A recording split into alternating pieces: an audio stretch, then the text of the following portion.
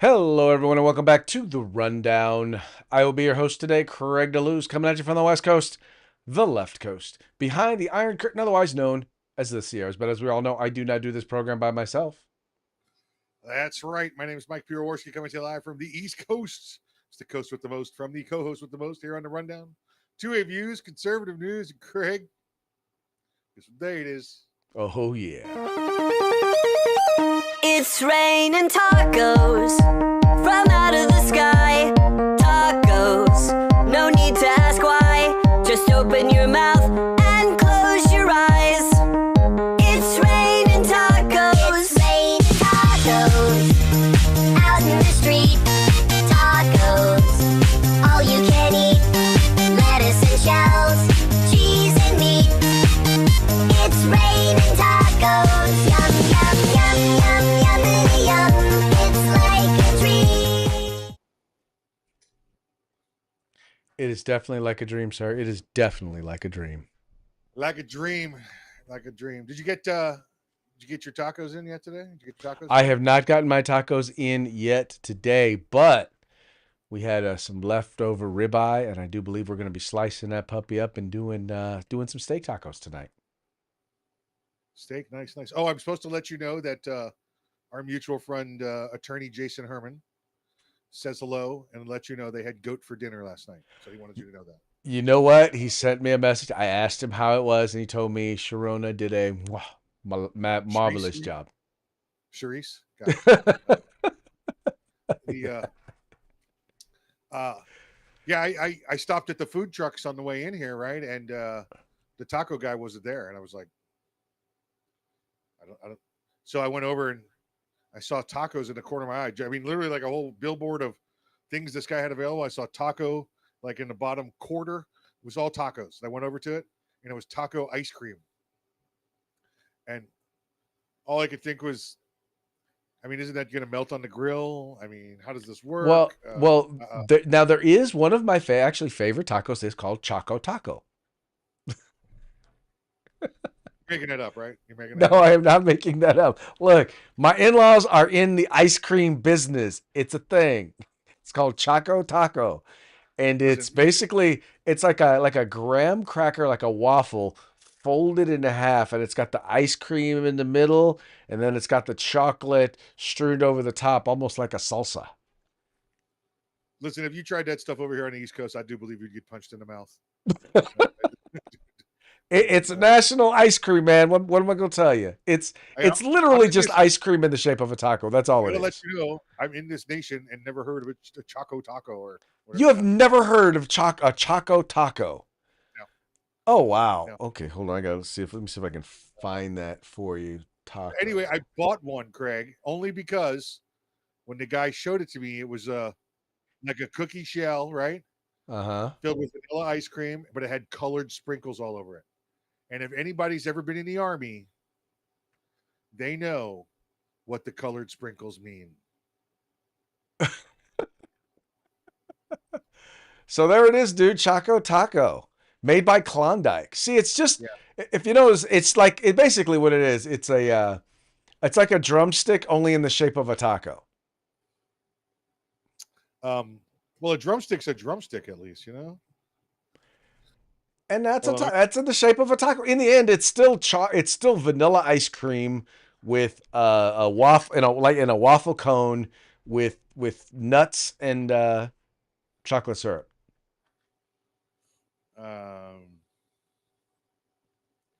Yeah, I don't. You're offended by the shape of the ice cream. Choco Taco, you'd need to visit Salt and Straw Scoop Shop in California, Washington, Oregon, or Nevada. It's a West Coast thing. Okay, well maybe so, but it's an ice cream truck thing. You guys do have ice cream trucks there in Florida, don't you? Yeah, Mr. Frosty's. Mr. Frosty's. You don't have any Indian people. You don't have any Indian people there in Florida. They do. They own the car washes, though. They own the Okay, I see. It's a cultural thing. So there, they own the car washes. Yeah, well, here it's the gas station and the ice cream trucks. And I know I'm sorry for those of you, all of you who are like, oh, well, Craig's being racist right now. Well, let me just tell you, it's in the family. I don't know what to tell you. That's that's what my in-laws own. So, The ice cream trucks are owned by the potheads. They have the potheads. oh They, well, that okay. Well, yeah, those are the ones who are selling weed and weed and meth out of there. Yeah, that ice cream is not their primary business. We'll say. yeah, but a great thing. Great opportunity for them to go see the children, I guess, To go see the Cherins, give them a little meth, give them a little Choco Taco. taco. California thing. Definitely a California thing, man. Hey, hey, we have a large Latino population, and tacos are good. So therefore, Choco Tacos, why not? All right. All right, folks, let's get ready to get into the program, but we're going to start with a quick shout out to our sponsors. Yeah, Hitman Industries, hitmanindustries.net. You got yourself an AR in the past 5 years, probably got one of their barrels and don't even know it. Well, now you can buy from them a factory direct, get you a pistol caliber, rifle caliber, any length you desire at hitmanindustries.net. California Republican Assembly fighting that good fight behind enemy lines. Now you can take part in California's future today. You want the best in tactical concealed holsters on the market, get on over to Hog Holsters. That's HAWG, hogholsters.com. Use the discount code The Rundown. It's all one word, no spaces, all caps. Get yourself a nice little discount. And if you want the best in field gear, tactical gear, web gear, law enforcement, security, fire, EMS, whatever it may be, get your group together, get your agency together, put an order in at uscombatgear.com where you can get everything but the gun.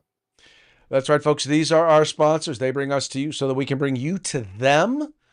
Do them a favor, do us a favor, do yourself a favor. Visit their websites. All you got to do is follow the links in the description of this program. Go there, click on it, check them out, spend some money with them, and make sure you tell them it was the guys over at the Rundown that sent you. Also want to encourage you, if you're watching this program live on Rumble, on YouTube, on Facebook, go ahead and comment. We're following your comments live, and we will share it with the audience if we find it to be interesting. Remember, we don't have to agree with you. We just have to find it interesting. Just know that if we do disagree with you, we do reserve the right to mock you. We will mock you. That bar be how it be. Your musical skills, man, are just impressive, dude. Just so you know, I feel you. Yeah, I feel you. It's a gift. It's a gift. It is a gift. It is a gift. All right. Well, seeing as how, one of the big concerns coming out of when we went into this whole thing with Iran, why no one wanted us to get involved with, bombing Iran. It's because no one wanted us to get involved in that. One of the big things that people were concerned about, and they were concerned about perhaps a retaliation by Iran. And while Iran did attempt to retaliate, they shot about 15 missiles at one of our air bases. Now, mind you, it was a coordinated attack. When I say coordinated attack, I mean they told the U.S., hey, we're going to be shooting some missiles at you, just so that you can block them. And the whole point behind them doing it wasn't so that they could actually do harm to anybody, to any of our folks there. It was so that they could basically posture for their folks and say, look, we are attacking the great Satan. We are retaliating. And they basically said, look, we shot about the same amount of missiles at them as they shot at us. Unfortunately, their missiles didn't do any damage or anything. But one other area where people are concerned has to do with maybe Iranian sleeper cells or domestic terrorism here in the United States. And I have to admit, this is one area that has been an area of concern for me, especially when you consider this fact that's being reported by the folks over at Breitbart. The fact that during the Biden administration, they actually had apprehended 1,500 Iranian nationals. Now, these were folks who were apprehended by the Border Patrol. We don't know how many Iranian nationals came in as known gotaways, or how many just are unknown gotaways. But we know that of that 1,500 of them were apprehended. And here's the problem, though. Almost half were released into the continental United States. It says here, during the four fiscal years of the Biden administration, approximately 1,500 Iranian nationals were apprehended by Border Patrol agents after illegally entering the United States. Officials say that nearly half of those were released into the U.S. interior. Data obtained by Breitbart, Texas, from the U.S. Customs and Border Protection shows that between fiscal year 21 and fiscal year 24, Border Patrol agents apprehended 1,510 Iranian nationals who illegally entered the U.S. Of those, 800 illegally entered the U.S. during fiscal year 24, meaning there was a big, huge push in 24 because they knew the door was closing. Anyway, President Joe Biden's last full year in office. During the 4 years of the administration of President Trump, Border Patrol agents apprehended only 60 Iranian nationals. Now I'm going to skip down here real quick, and it says here officials told Fox News that Border Patrol agents released 729 of the approximately 1,500 Iranian special interest aliens into the U.S. interior. By year, agents released 12 in fiscal year 21, 40 in fiscal year 22, 229 in fiscal year 23, and 448 in fiscal year 24. Now, Mike, the interesting thing about that is, now think about this. In fiscal year 24, that was the same year as the attack that took place by when Iran basically attacked, the October 7th attacks. And yet we're letting in almost 500 people basically who are illegally entering our country. We're letting them into our southern border, just letting them into the interior of the country. We know they tried to enter illegally. We know that they've declared war on the great Satan, which is us. And now they're just going to let them in. Yeah, you said we let them in. Let's be clear that the Biden administration let them in, not the current administration let them in. Craig, this is cause for serious alarm. Listen, I'm going to guess there's probably legitimate people that are seeking asylum. You know how what life is like. We've all seen the videos, heard the testimony of what life is like in Iran for especially for women and minorities. I mean, let alone the guys.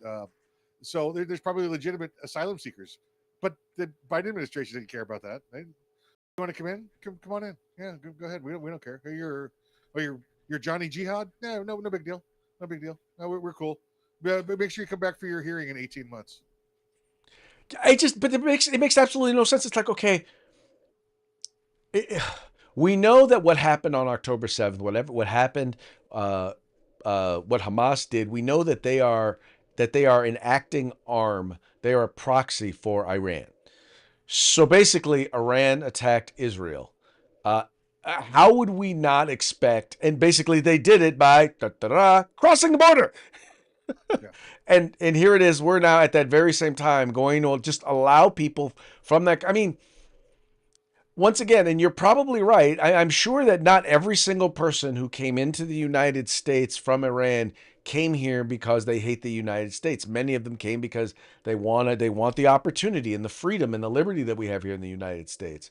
But I think we would be very, very naive if we did not believe that Iran sent people here to basically be sleeper cells, to basically be in a position where they could attack the United States. Because when we also look at it, what at a low estimate, 10 million people. At a low estimate, if 1% of them came here to do harm to the U.S., that's 100,000 people. Yeah. Of course, they sent them here. Listen, you exploit your enemy's weakness, and your weakness at the time was our borders. So of course they sent them through, and then they gave them their fatwa, they gave them their jihad, and that was it. And they've held that forever until the Ayatollah drops the magic word in the newspaper, and then they go out and they start doing their bombing missions. It's the way it works. It's the way decentralized terrorism works, and that's what they're champions of. Craig, they couldn't stop them. I don't want to say that the Biden administration is wrong for not stopping the Iranians. They're wrong for not stopping anybody. Okay, and then if you look at an Iranian and a Mexican from Middle Mexico, and you stand them next to each other and 25 yards away, you can't tell one's from Iran and one's from Mexico. These are both people of brown color. Am I right? I mean, I'm not trying to be stereotypical, but kind of the same skin tone shades. Mm-hmm. So if they wanted to stop Iranians, they would have had to done what? stop their new vote getters, the new Democrats, the Hispanics, the Mexicans. So there wasn't a chance in hell they were going to stop them. Well, okay. Well, you start by putting taco trucks down, and you tell them you are only allowed to do pulled pork tacos. That'll start to separate them out. I do believe, though, if you put a Choco taco truck down there, they all would have run the other direction. They wouldn't have come in.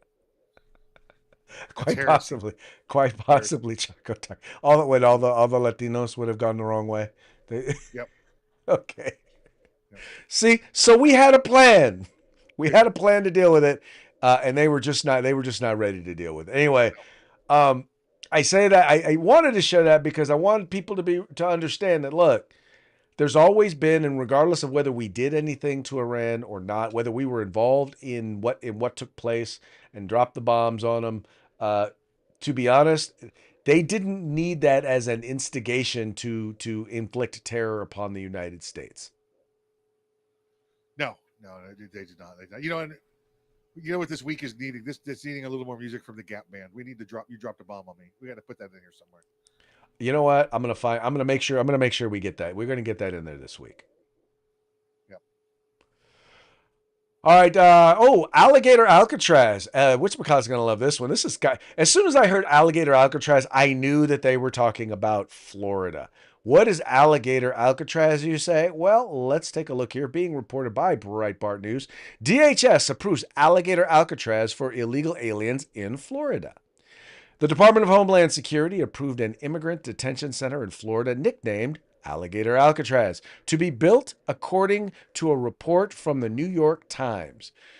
As Breitbart News reported, Florida Attorney General James, how do you pronounce that name? Is it Ulfmeyer? Mike? Ulfmeyer, okay. Initially pitched the idea to turn the virtually abandoned Miami-Dade Collier training facility into a detention center to house illegal aliens, which would be guarded by alligators and pythons. Quote, I think this is the best one. I call it Alligator Alcatraz. This 30 square mile area is completely surrounded by Everglades. Presents an efficient, low-cost opportunity to build temporary detention facility because you don't need to invest that much in the perimeter, he said. If detainees were to escape, there's not much waiting out there for them than alligators and pythons.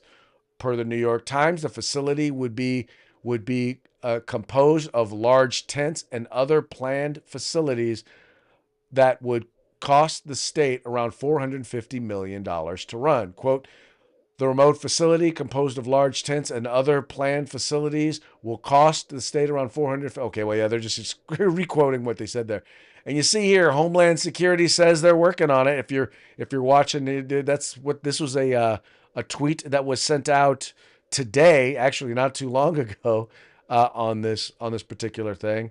Let's see, did anyone else have anything to say? Here we go. Kristi Noem making her feelings known on it. She's like, under President Trump's leadership, we're working at turbo speed to deliver cost-effective, innovative ways to deliver on the American people mandate for mass deportations.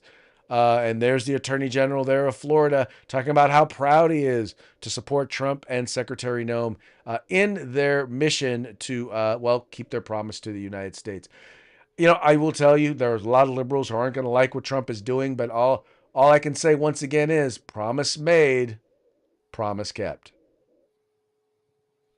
Yeah, and he's doing it just like he said. So everybody is all, hey, he's so bad. He's doing all these crazy things. No, he's doing exactly what we wanted him to do. He told us about this stuff ahead of time. We knew this was coming.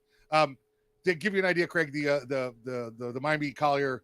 They've changed the name of it a couple of times. It used to be the Dade Collier training facility because it's right there on the border near Dade and Collier County, the two counties that separate that part of the state.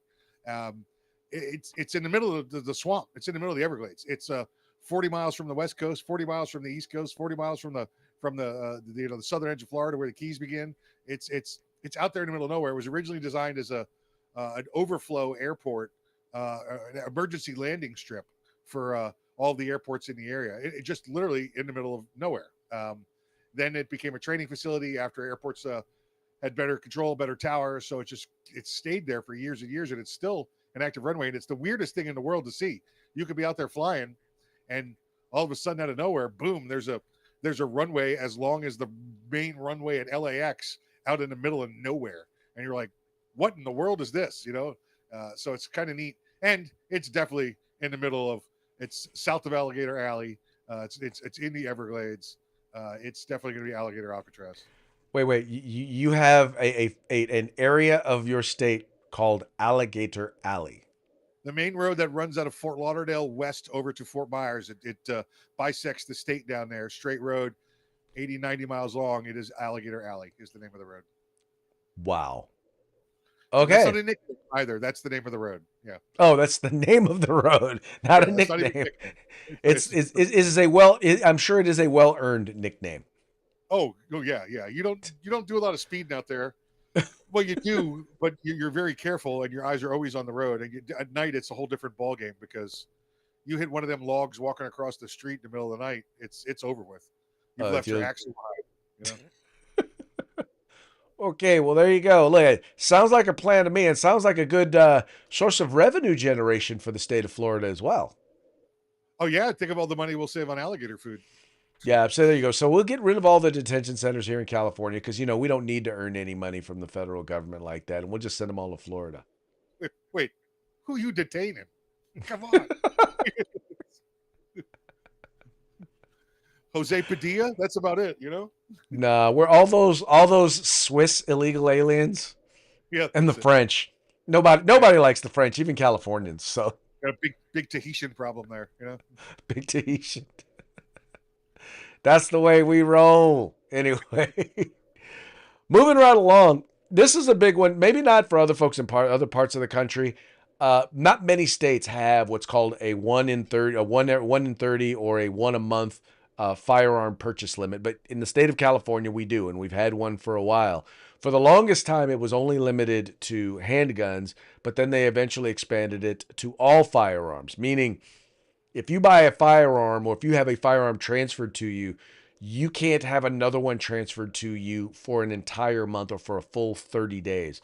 And the whole point of it is they don't want you to quote unquote build an arsenal of firearms. Now, mind you, it doesn't even matter if you already have an arsenal or anything like that. It doesn't matter if, for example, you are trying to purchase a collection of firearms, right? So maybe, you're purchasing some relics or some antiques. Nope, not allowed to do it. You can only purchase one a month. Well, the Ninth Circuit Court of Appeals, that's right, or as I normally like to call them, Ninth Circuit Court of Schlemiels. Well, let's just say they've now ruled it. The appellate court has actually now ruled it to be unconstitutional. It says here, a California law limits purchases to one per month is unconstitutional on its face. U.S. Court of Appeals Ninth Circuit ruled last Friday. The 3-judge panel unanimous conclusion illustrates the continuing impact of the Supreme Court's 2022 decision, the New York State Rifle and Pistol Association versus Bruin, which clarified the constitutional test for gun control laws. Quote, California law is facially unconstitutional because possession of multiple firearms and the ability to acquire firearms through purchase without meaningful constraints are protected by the Second Amendment. Judge Danielle J. Forrest, a Donald Trump appointee, wrote in Wynn versus Bonta, California's law is not supported by our nation's tradition of firearms regulation. The opinion was joined by Bridget S. Bade, who was also appointed by Trump, and Judge John B. Owens, who was appointed by Barack Obama. So you can't just say that this is a partisan decision. This was because you didn't have the Trump judges on one side and the Democrat judges on the other. Everyone said it unanimously because it's really just kind of clear. Yeah, other states that still have this law are Connecticut, Maryland, New Jersey, Virginia they may have just struck that down here recently. You've got to see how that works. And previous to that, New York City and DC had it as well, and they had them overturned there. Yeah, Craig, I think the most important thing out of this is, well, one, you start to get some rights back there in the state of California, and two, that this was a complete agreement of the court, including an Obama appointee on the court. Now, he may have had to, bite his tongue while saying this was unconstitutional, but it was done. It was done. And you have a Democrat appointed, Obama appointed judge that said, based on Bruin, this law is unconstitutional. Well, there you go. Number one, that is exact, and it also sends a broader message because people want to act like, or the anti-gunners want to act like, okay, well, yes, you have a right to own a firearm, but you don't have a right to buy one. You don't have a right to sell one. You don't have a right to whatever firearm parts you want. You have a right to any firearm that you want. And this just says, yeah, no, or you don't have a right to as many firearms as you want. And this is once again saying, no, there's no history of that. There's no point behind that. If I want to be able to defend myself in multiple different ways, I have a right to be able to do that. I concur wholeheartedly. And again, we did not hear the liberal Democrat appointed justice opine in the opposite this time. No, so we did. It's a big victory. Maybe some other Democrat liberal leaning judges will take notice. Yeah, I'm wondering, and it'll be interesting to see if now the Supreme Court will likely take it up if there are dissenting opinions somewhere else. But I'm wondering, that's also going to depend on if the state of California is going to continue to push it. I'm guessing they will. I'm guessing they'll try and take it to the Supreme Court, but they may just decide, look, let's just keep it in jurisdictions where it's where let's not hurt other jurisdictions, in their eyes, hurt other jurisdictions. So, like I said, you've got 4 other states that still have this law in effect. Right. So your Bonta there, your attorney general, may hear from their attorney generals and say, listen, buddy, don't push it. Because right now we've still got the law. And if you take it to the Supreme Court and lose, then we lose also. Right. And the only places in which it's been thrown and the law has been thrown out and can't be enacted in terms of the entire circuit are places where the appellate court has ruled. Right. As far as I know, once again, as far as I know, and I could be wrong, if you know different, please go ahead and put it in the comments. The Ninth Circuit is the first circuit, the first appellate court to rule on this. So who knows? We shall see. All right, that now brings us to this was a very interesting. So you guys might remember the guy Khalil Muhammad Khalil, right? He was the student who was apprehended, who was about to be deported because, well, he basically came here under false pretenses in order to basically lead protests and against the United States and against Israel, and has been on college campuses promoting violence against Jews, promoting anti-Semitic violence. And he actually made the statement where he basically is trying to say that the anti-Semitic acts of terror and violence have actually been the direct result of America supporting Israel. And anyway, I wanted you to hear the comments for yourself, and then we'll talk about it on the flip side. There's been an uptick in anti-Semitic incidents in recent months. We talk about the Israeli embassy staffers who were murdered, the firebombing at a pro-Israeli rally, Governor Josh Shapiro of Pennsylvania, whose home was set on fire. And in response to that, he said, it is never okay to use violence to express yourself. Would you agree? Definitely. Violence is not okay. What's happening is a direct result of the U.S. unconditional support to Israel. People want to be heard, and unfortunately they are refusing to violence to do that, which is not okay. But these are desperate attempts to be heard. Anti-Semitism is not okay. It shouldn't be okay. Any form of hatred, any form of racism should not be okay. So there is no place, you would say, for anti-Semitism in the pro-Palestinian movement? There's no, I've already said that multiple times. There's no place for any form of racism, including anti-blackness, anti-Semitism in the Palestine movement. The Jewish students. So I'm trying to get, so then where exactly does from the river to the sea, Palestine will be free?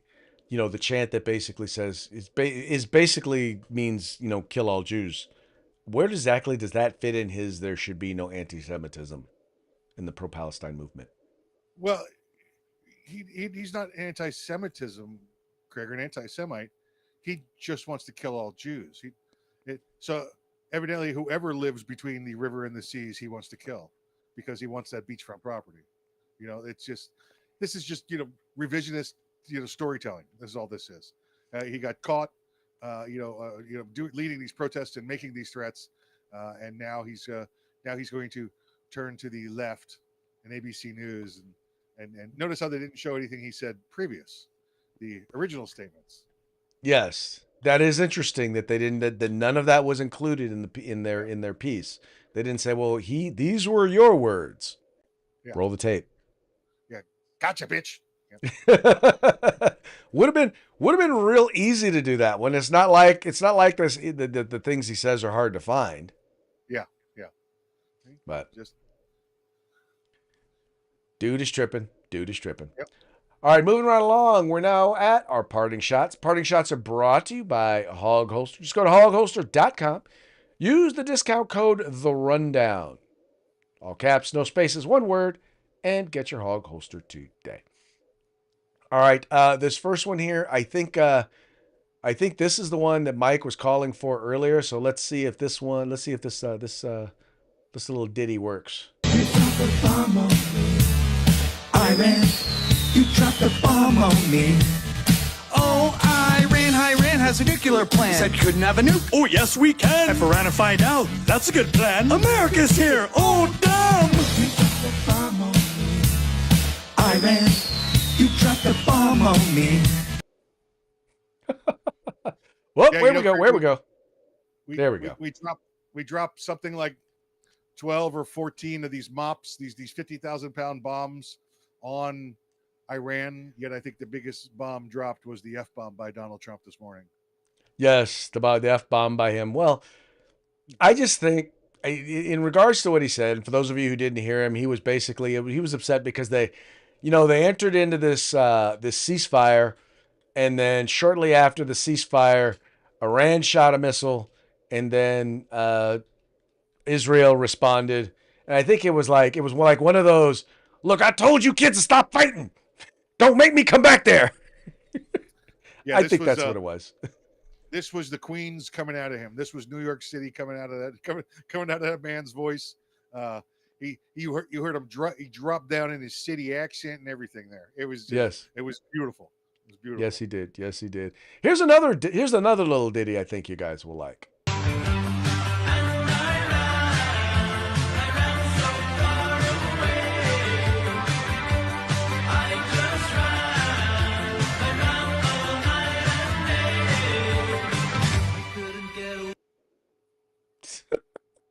Got him. I love the hair. Got him. I know. I love the hair too. Look, I will say this. AI has made watching some of these videos. It's hilarious. Yeah. Yes. For those of you who are just listening, that was that basically you had the Ayatollah running away as bombs were being dropped behind him, and Donald Trump on lead guitar with the sleeveless shirt, having the flock of seagulls hairdo going on. Yes, it was very good. It was very good. But it's real interesting because it's really kind of highlights the difference between how Donald Trump speaks and deals with Iran and how the Democrats who were in office before him dealt with Iran. And here's a great example. This is a perfect example of what separates Donald Trump from other politicians. What's the message to Iran? Don't. As President Biden said, just don't. Exactly. One word.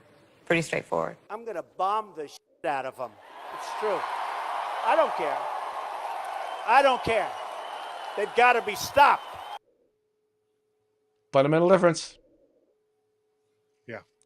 By the way, and now I came across this one video, and this is an example of well, let's just say of Iranian how shall we say, mood music, shall we say. You'll love this one.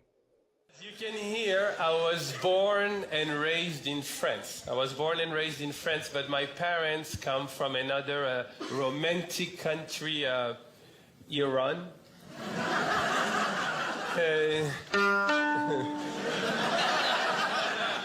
See, that's the thing in America. I feel people have the wrong idea about Iran. So tonight, I would like to play a melody that really shows the relationship between America and Iran, because I think that one day we can live in peace. I call this the American-Iran Concerto.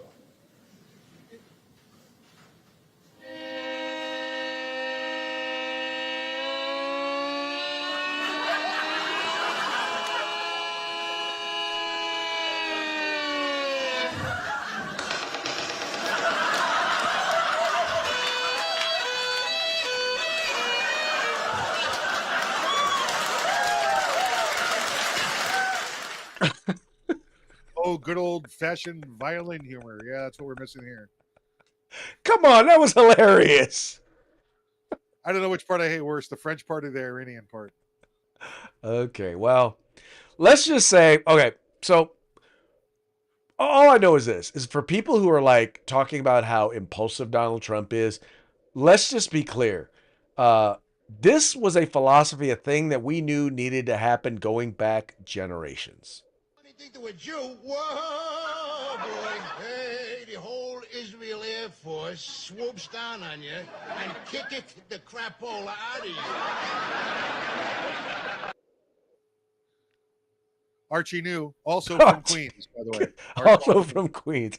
Archie New. For those of you who were in doubt, definitely Archie New. So this was a philosophy going back generations, as I said. Yeah, absolutely. Yep. Anyway, folks, that brings us to the end of our program. But before we go, we're going to give one more quick shout out to our sponsors.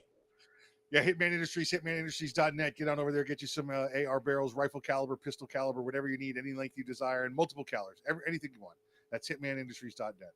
California Republican Assembly, fighting the good fight behind enemy lines. Now you can take part in California's future today.